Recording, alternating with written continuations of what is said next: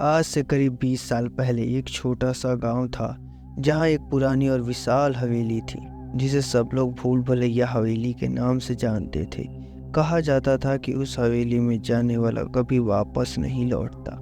इस डर के कारण गांव के लोग उस हवेली के पास भी नहीं जाते थे। लेकिन समय के साथ सब भूलने लगे और हवेली की कहानियां भी पुरानी होती गई। अब उस गांव में नए लोग आ गए थे जो इन किस्सों पर भरोसा नहीं करते थे।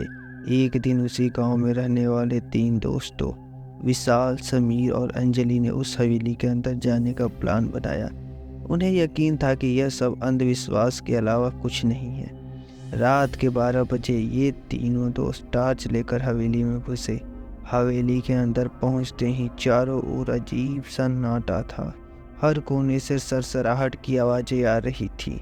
विशाल ने मजाक करते हुए कहा, डरो मत यार, ये सब बकवास है। जैसे ही वे हवेली के और अंदर गए, उन्हें चारों ओर कई दरवाजे और गलियारे दिखे। गलियारे इतने उलझे हुए थे कि हवेली किसी भूल भुलैया से कम नहीं लग रही थी। हर दरवाजे के पीछे एक रहस्यमयी अंधेरा था। उन्होंने तय किया कि हर दरवाजे को एक एक कर खोलेंगे और अंदर जाकर देखेंगे। पहले दरवाजा को खोलते ही एक ठंडी हवा का झोंका आया और अचानक अंजलि को ऐसा महसूस हुआ कि किसी ने उसका हाथ पकड़ा है। उसने डरते हुए पीछे मुड़कर देखा पर वहाँ कोई नहीं था। डर तो उसे लगने लगा था पर वो बाकी दोस्तों के सामने खुद को साहसी दिखाने की कोशिश कर रही थी। दूसरे दरवाजे के पीछे समीर ने देखा कि एक पुरानी फटी हुई तस्वीर दीवार पर टंगी हुई थी। तस्वीर में एक औरत थी जिसके चेहरे पर गुस्सा साफ दिखाई दे रहा था। अचानक वो तस्वीर अपने आप हिलने लगी और समीर ने अपने सामने उस औरत की परछाई देखी।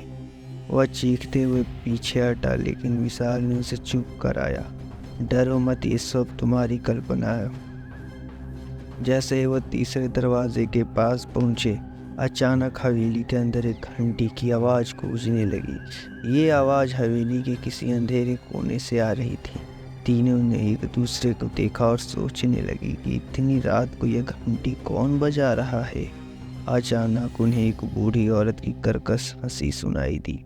वे तीनों उस आवाज़ की ओर मुड़े और उन्होंने देखा कि एक धुंधली आकृति सफ़ेद कपड़ों में उनके सामने खड़ी थी। उनके लंबे बाल चेहरे पर थे और आंखें लाल जल रही थी। तुम्हें यहाँ नहीं आना चाहिए था, उस आकृति ने धीरे से कहा।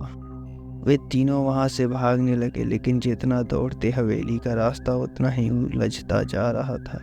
गलियारे ऐसे घूम रहे थे जैसे वह खुद ब खुद बदल रहे हों।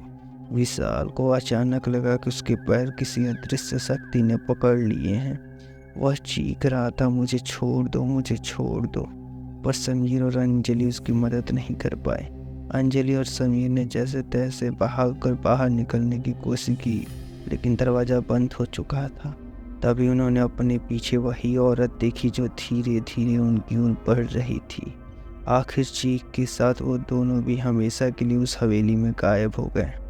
सुबह गांव वालों को लोगों को तीनों दोस्त के जले हुए मोबाइल फ़ोन हवेली के बाहर मिले पर तीनों का कोई निशान नहीं मिला। आज भी गांव वाले कहते हैं कि हर अमावस्या की रात को हवेली के अंदर से चीखें सुनाई देती है। कुछ लोगों का मानना है कि उन दोस्तों की आत्माएं अभी भी वहीं भटक रही है।